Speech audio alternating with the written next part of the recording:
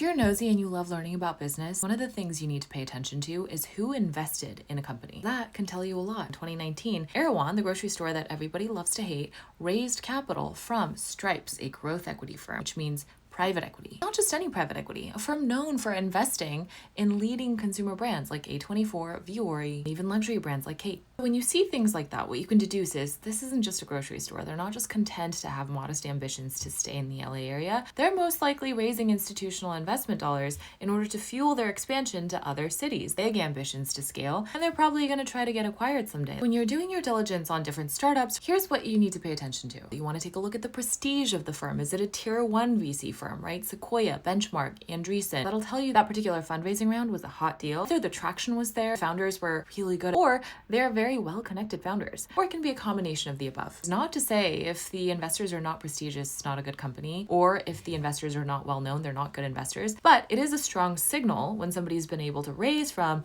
Founders Fund, Andreessen, Benchmark, Sequoia. Also, who a company chooses to take money from can signal a lot about where it sees its biggest problem areas or challenges. In one of my last videos, I talked about Tusk Ventures. They are good at helping you with regulatory issues. They are political strategists who happen to be investors, hence their track record of investing in companies in highly regulated industries. Finally, the choice of investors can signal what sector is the main focus for that company. Usually it's kind of obvious, but sometimes once in a while, it's not necessarily. A company might seem like one thing, but actually it has a long-term vision to be this other thing. A company that raises from Forerunner, for example, really sees itself as a consumer-focused brand. They want to understand consumer behavior, they want to understand culture, which is why they would want somebody like Kirsten Green on their side. Contrast that with a startup that has raised from, let's say, Lux Capital, deep tech, frontier tech, sciencey, futuristic stuff. How do you start to get a sense of who the main players are, what the reputations of these investors? Honestly, you kind of just have to network a lot. The VC world is actually quite small. So once you start meeting a few people, you start to meet everybody. But just keeping tabs on all the startup news and all the fundraising news is going to eventually give you an idea of who's who.